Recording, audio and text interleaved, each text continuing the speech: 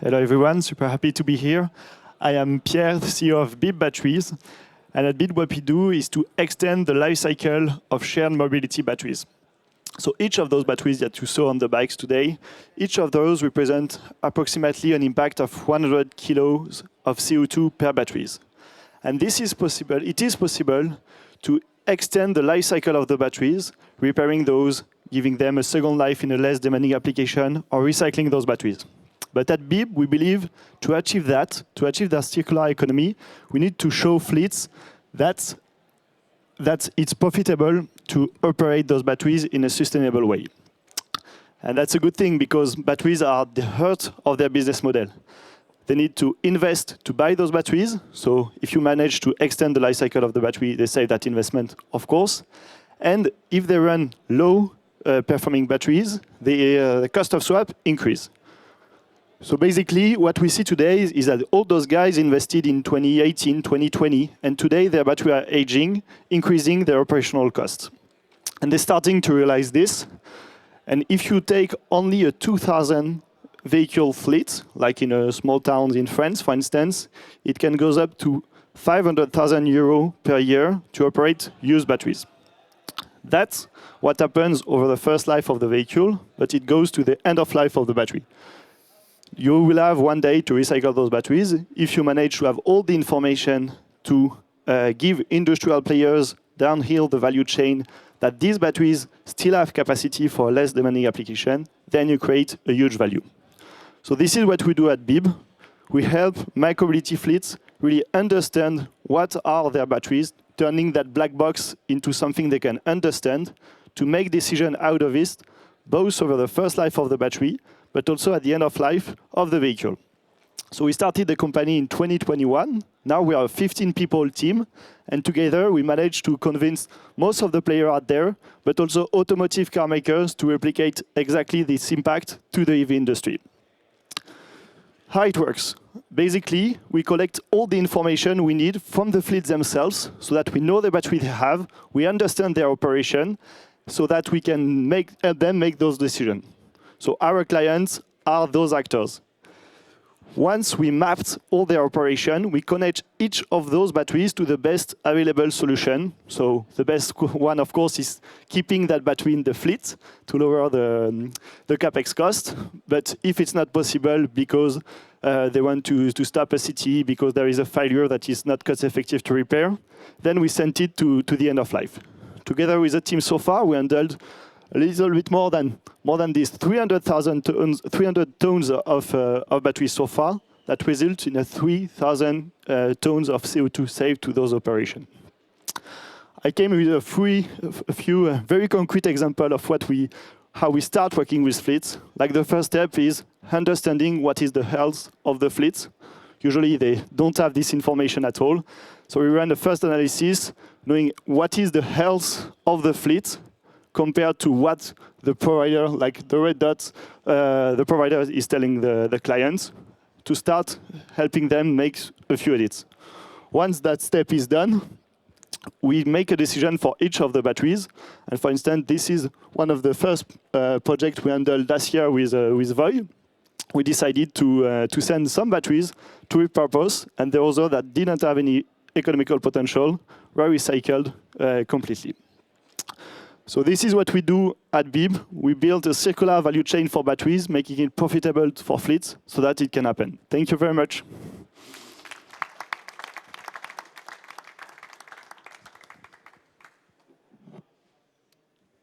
I didn't fully get how it works. Like you said, like we're gathering data at the beginning, like about the batteries our customers have.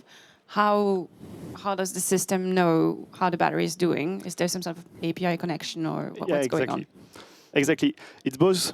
So it depends how far we go with the fleets. Like the first scenario is just a form where we work with purchasing teams, the warehouse teams to understand where are the batteries in the whole fleet. So we do a map. Like if we take, let's say Lime, we do a map of all their cities in Europe. What is the current age of their batteries? Like from an operational point of view, that is step one, I would say. And step two, we inject in that map all the data from the field, from the vehicles themselves. So we connect to the IoT of the vehicle, getting the voltage, the capacity of the batteries, and we compute the real remaining potential of the battery. Having this information together, then we plug criteria about the market, like what is the cost of swap currently in that city, what is the cost to repair a battery, what is the cost of recycling today, and we push those decisions to the city manager, for instance. How often do you need to physically have the battery in your hands? The least possible. Like honestly, we have them when they go to refurbishment, when they go to repair, and everything else is done remotely through the software. But if I understand correctly, then the primary kind of value what you deliver is estimating, kind of like you, as you said, computationally estimating what battery we probably should look at. So it's more around that part than the, I can't remember what's the name, like is it entropy, when you actually go in and do like hardcore, like that's not really your business. It's more about understanding the fleet part of it, right? We started doing this actually in 2021. Testing physically the battery. Right. But imagine you have 200,000 batteries out there, you can do it. So we rely now on the IoT and data that are already collected. Right. And you don't need like a 0.1% accuracy. I think that's an interesting decision that you kind of moved up from that to the operational level, because that's kind of where the value for the client is, I guess. Yeah. So do I understand this also as kind of potentially then a bit of a platform play? Like there might be like multiple partners you bring onto this? Definitely. But to be honest with you, like connecting the partners isn't the hard part. Okay. Like because there are, I don't know, 30 fleets maybe out there in shared mobility, about 30 partners doing repurposing, refurbishment, this kind of stuff. So they know each other.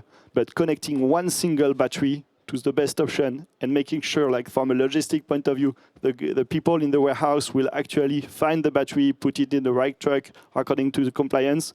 That's the hard part. Okay, very cool. I really like how you got into the core of the challenge. Like, I mean, it shows that you've been through this a few times.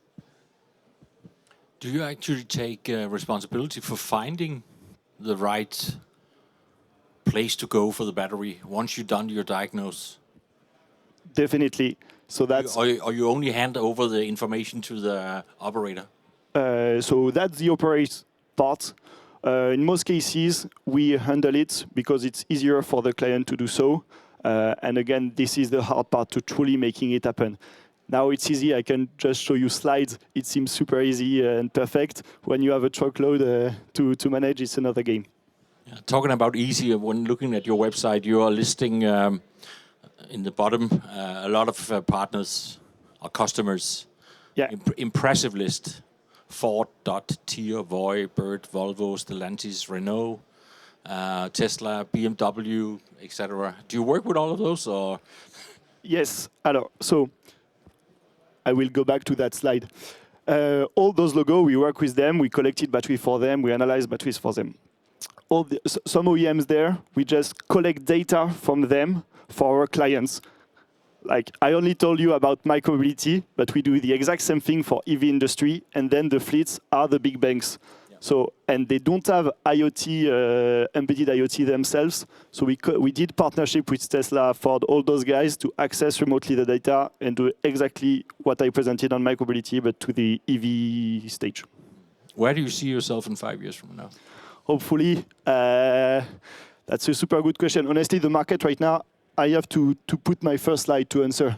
Like we are there, like the number of batteries is still super low compared to what will arrive, that will reach end of life in 2030. Like the market will be 3x, and it will still be the beginning of it.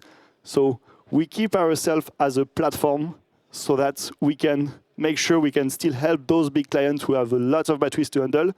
So in 5 years, I hope we will have made all those batteries, we will have succeeded in giving them a second life. But to be frank with you, it will be a super hard challenge because like, I don't want to deep dive too much into the details, but there is a lot of pressure around critical materials today, bringing visibility to the actors so that they can invest in repurposing in factories. That's huge. Are you still running this in 5 years from now? Sorry? Are you still the one running this 5 years from now? I will, definitely, I will. That's our... Why? You want this to... was just rephrasing. Do you have an exit strategy? No, to be honest, no, and we don't. So I'm 27. We created the company 4 years ago with Martin. I will say this is a passionating business, and we wouldn't do that if we wanted to make money the 2 next year. We will have a completely different strategy. So for sure, we have investors, so they ask for it. We have a plan for that if needed, but it's not the A scenario, definitely not. Good answers, thank you. Great job.